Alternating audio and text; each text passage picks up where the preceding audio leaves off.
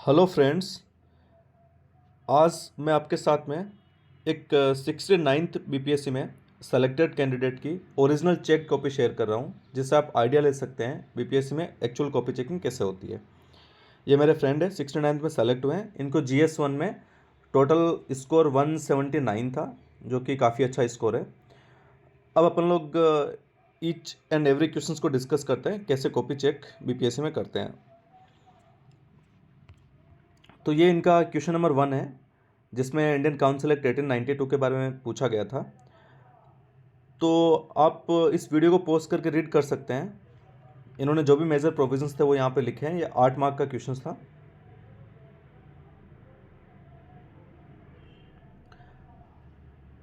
तो इनको 4 मार्क्स इसमें अवार्ड किया गया है। और एग्जामिनर ने ईच एंड एवरी पॉइंट पे टिक किया। इट मीन्स कि उन्होंने अपनी तरफ से हर पॉइंट को रीड किया है। इससे अपन लोग ये इंटरप्रिटेशन ले सकते हैं। कुछ कुछ कॉपीज़ ऐसी होती है, जैसे कि आप देखते होंगे कुछ टेलीग्राम ग्रुप में शेयर होती है, कि जहाँ पर ऐसा लगता है कि एग्जामिनर ने बहुत अच्छे से कॉपी चेक नहीं की है और जो पूछा गया है वो नहीं लिखा है, फिर भी मार्क्स अवार्ड कर दिया गया है। हाँ, मैं मान सकता हूँ कि बहुत सारी कॉपीज़ में से कुछ कॉपीज इस टाइप की भी होगी, बट आप बोल सकते हैं by and large examiner her questions को रीड करता ही है। अब वो कुछ कॉपीज के साथ ऐसा हो सकता है, उसका कुछ नहीं किया जा सकता, वो सब्जेक्टिव नेचर एग्जाम का।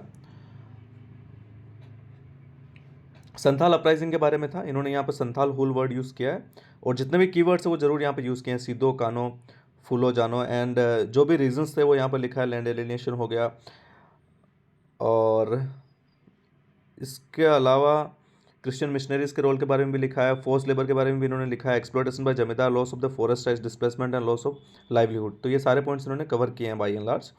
और फिर इसका आउटकम क्या हुआ था वो लास्ट में इन्होंने कवर किया है। तो 8 मार्क्स में से इनको 4.5 नंबर यहाँ पर दिया गया है, 4.5।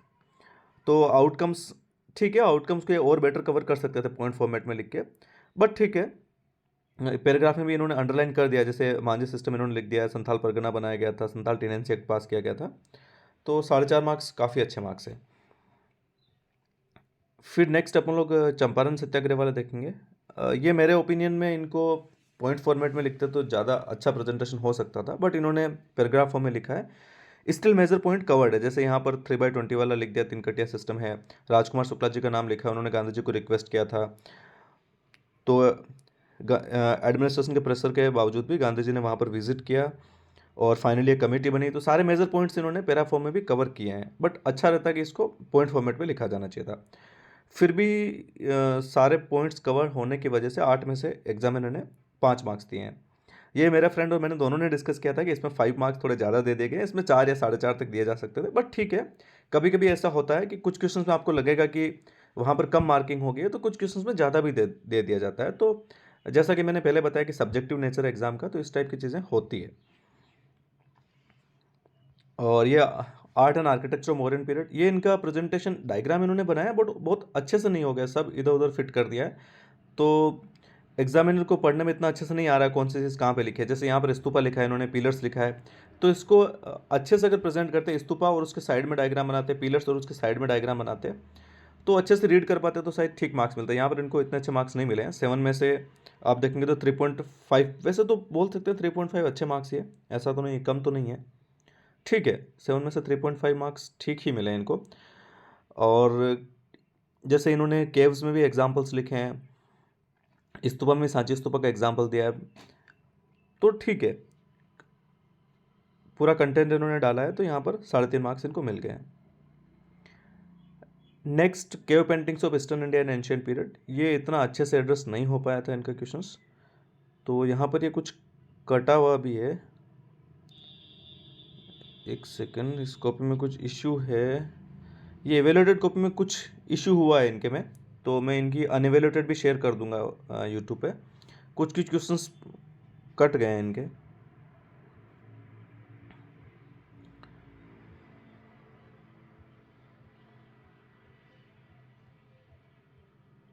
ये तो विजिबल ही नहीं है, ये पता नहीं ऐसा क्यों हुआ है।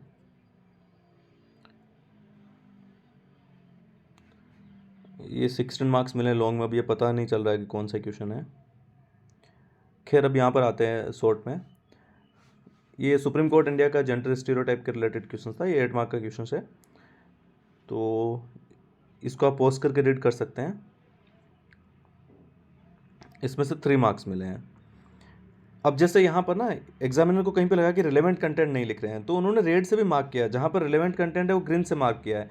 तो आप देखेंगे कि एग्जामिनर अपने से ट्राई कर रहा है कि वो अच्छे से ही चेक करे और जो आपने लिखा है उसको वर्ड बाय वर्ड रीड कर रहा है, तभी तो जो उनको रिलेवेंट कंटेंट नहीं लगा उसको उसने रेड से मार्क कर दिया, और शायद इसलिए इसमें इनको 8 मार्क्स में से 3 मार्क्स ही दिया है। अदरवाइज रिलेवेंट कंटेंट होता तो हो सकता है कि 3.5 और 4 तक भी दे सकता था। और एक बात मैं आपको और बताना चाह रहा हूँ, हम लोग भी, मैं और मेरा फ्रेंड भी कॉपी चेक कर रहे हैं। तो अगर आप चाहते हैं कि हम लोगों से इवैल्यूएशन करवाना, तो इस वीडियो के डिस्क्रिप्शन में एक टेलीग्राम का लिंक है, वहाँ पर कॉपी शेयर कर सकते हैं। हम लोगों ने एक सैम्पल इवैल्यूएशन का कॉपी भी बताया है। हम दोनों ने भी ट्राई किया कि लाइन बाय लाइन उसको रीड किया जाए और कहाँ पर कमी रहेगी वहाँ फीडबैक भी हम लोग दे रहे हैं। उसका चार्ज पहले हम लोगों ने 100 रुपये रखा था तीनों कॉपीज़ का, बट बहुत ज़्यादा कॉपी आ गई है, तो 100 रुपये में अभी नहीं चेक हो पाएगा। अभी अगर आप चाहते हैं तो कम से कम 200 रुपये तीनों कॉपी का आपको पे करना पड़ेगा।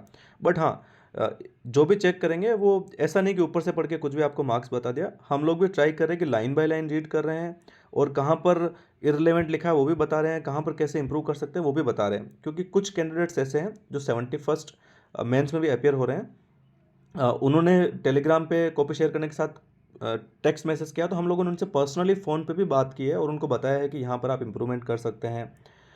तो अगर आप चाहते हैं हम लोगों से इवैल्यूएशन करवाना, तो तीनों कॉपीज़ का 200 रुपये में इवैल्यूएशन कर देंगे, और कुछ पर्सनल फीडबैक या फिर नेक्स्ट मेंस लिख रहे हैं उसमें कैसे इंप्रूवमेंट कर सकते हैं उसके बारे में भी बातचीत करना चाह रहे हैं, तो वो भी आपको फ़ोन पे हम लोग बात करके कुछ सजेशन दे देंगे। इस वीडियो के डिस्क्रिप्शन में टेलीग्राम लिंक है। ये नागरिक सुरक्षा संहिता उस ईयर काफ़ी न्यूज़ में था, तो उससे रिलेटेड क्वेश्चन है, या पोस्ट करके रीड कर लेना। इसमें से 8 मार्क्स में से इनको 5 मार्क्स मिले हैं, क्योंकि 6 पॉइंट लिखे हैं, उन्होंने सारे पॉइंट रिलेवेंट लिखे हैं, तो एग्जामिनर ने सारे पॉइंट पर ग्रीन टिक किया, मीन्स उसके अकॉर्डिंग सारे पॉइंट्स रिलेवेंट लिखे हैं, तो 8 मार्क्स में से 5 मार्क्स भी मिल रहे हैं। अच्छा, एक चीज़ मैं आपको और बताना चाहता हूँ, जैसे कि बहुत लोगों ने मैंने काफ़ी कॉपी चेक किए, उसमें मैंने देखा कि बहुत लोगों ने ना प्रेजेंटेशन के नाम पर वो कुछ क्लाउड जैसा चित्रकारी कर रहे हैं।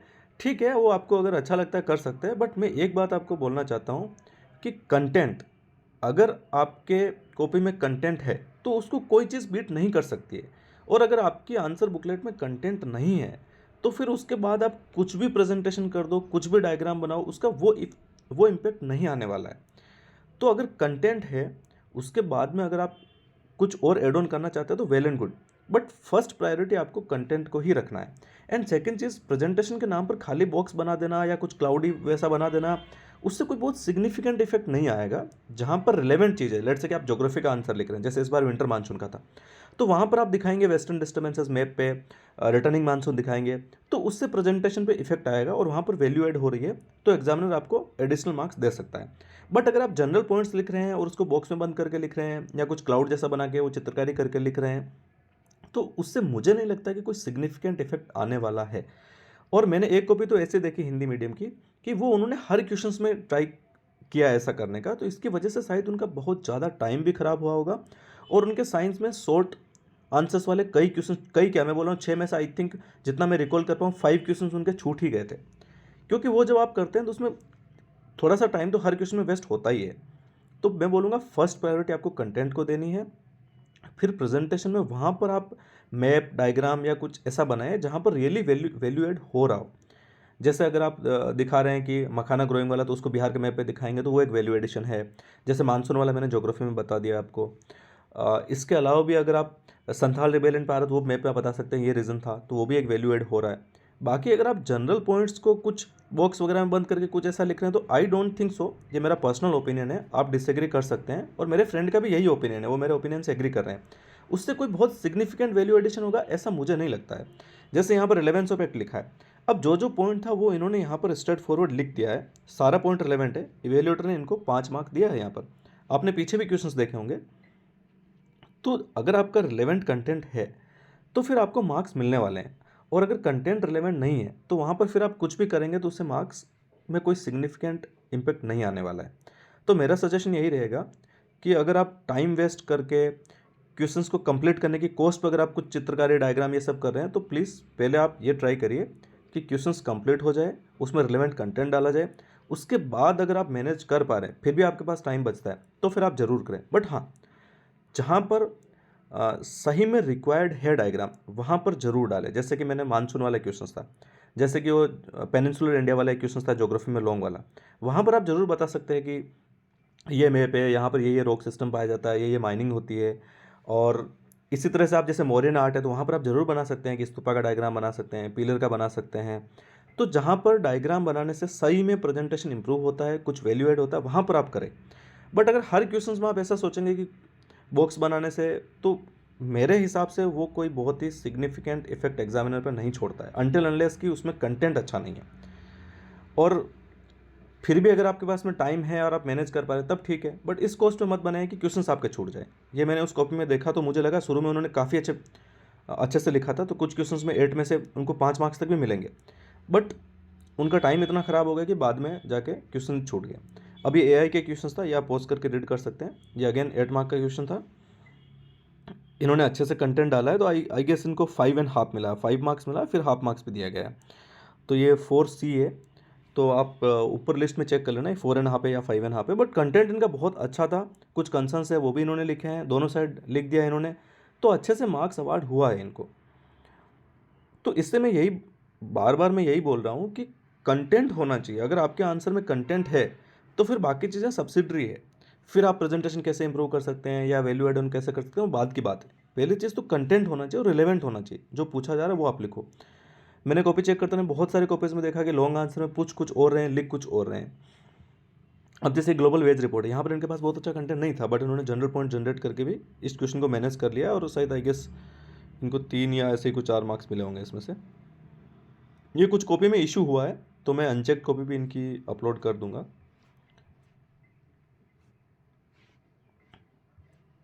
बट कुछ क्वेश्चन से आप जस्ट आइडिया तो ले सकते हैं, बाकी क्वेश्चंस में कुछ इशू हुआ है कि कैसे BPSC मार्किंग करता है। जैसे लॉन्ग आंसर में इनको 21 मिला है, तो अभी यहाँ पर ये दिख नहीं रहा है, कुछ इशू हो रहा है इसमें। मैं अनचेक कॉपी इनकी ऐड कर दूंगा। ये तो DI है, इसमें तो